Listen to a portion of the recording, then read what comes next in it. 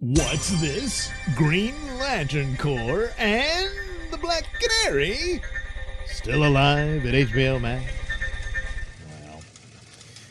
Well, here we are at Superhero Hype that has basically summarized all this. This is a story that came out of the Hollywood Reporter, where they're saying, no, the Green Lantern series is still on. Kevin Smith, of course, had weighed in on this as they talked about the cancellation of Strange Adventures. And of course, went on railing about, Batgirl's Latina and all this stuff. Just whining that his little show didn't make it and that sort of thing. But that's a whole other can of worms. So with Batgirl getting canceled, people begin to realize that Zaz's also very serious about this, and it stands to reason. It's like, well, I don't know. He's talking about spending more attention on the theatrical productions of DC properties, and wasn't really looking at the streaming model as something to pursue because, he stated that he didn't see an economic means by which that's really deserved all the attention that it was getting from the old regime, which was developing all these shows. And the thing about Green Lantern, well, it's very expensive. So, the story here is that someone, I guess, I don't know who they spoke to, for HBOmax, says it remains on track at the streamer, and all involved are taking their time with the effects-heavy show, the priciest series Berlanti Productions has ever mounted, in order to get it right. So this will have to stand as the explanation for why I haven't heard hide nor hair about this series for quite some time, which is also a bit odd. Would have thought there would have been something by now. And so that includes elements of the previous regime, even before Discovery comes in. So I'm dubious that this show is safe because it's so expensive. Unless and they don't have anything. I mean, there's nothing for them to look at and say, yeah, you see, this is what we're doing and it's going to be great. I don't know. That's pretty high dollar there for a show like that. So, then they go into the synopsis for it. And so the plot says it would be a 10-episode first season that touches on different eras from a Green Lantern comic. So and that's kind of interesting. I guess it would work, and since it will be the Green Lantern Corps, it deals sort of almost an anthology style, I would guess, of the different eras. So right off the bat, though, here comes the problem. Jeremy Irvine will play Alan Scott, the first Green Lantern from Earth, and a closeted gay FBI agent living on Earth in 1941. Yeah, that never happened. That was not Alan Scott's story.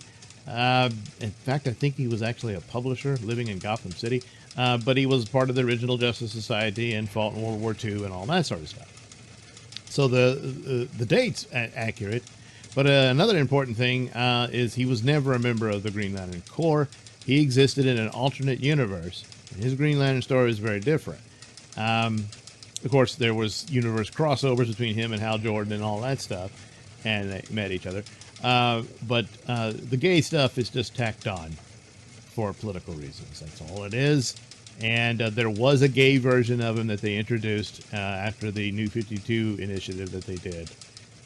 And that was an Alan Scott that was not in the 40s. He was a young man in the 2000s. And that's what they did. They made all the Justice Society characters, younger people in contemporary times for that version of the New Earth 2, I guess. And he kind of read like at the last minute, we don't have a gay character, so they made him gay. Now his son, who was the superhero Obsidian,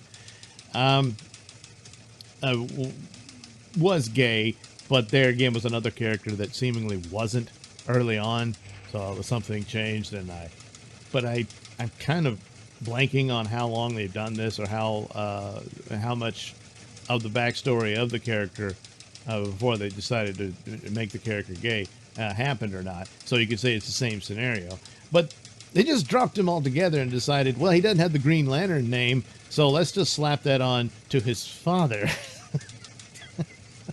But it was an alternate universe version. Here, and the comics did this as well, where they shoehorned the homosexual aspects of the character. So now decades of a straight man character is gone for the purposes of superficial nonsense and for this show. But again, unless they're going to address the alternate universe type stuff to explain Alan Scott in his original form, at least certainly not a member of the Green Lantern Corps, I guess they're just going to toss that as well. So he really shouldn't even be in this. The other characters, okay, but he's not a part of the Corps. Yeah.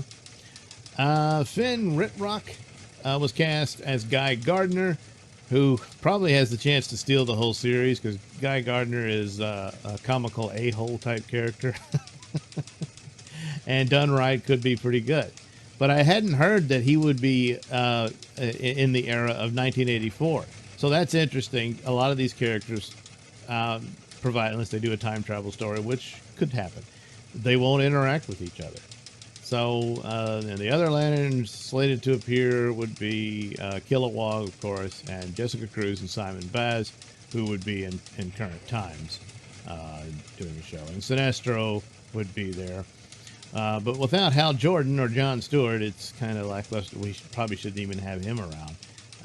But Jon Stewart and Hal Jordan were supposed to be reserved for a theatrical Green Lantern, which I still had never heard whether or not the movie version would be connected to this one, which would then call into the question, would that mean this is a DCEU series, like Peacemaker is?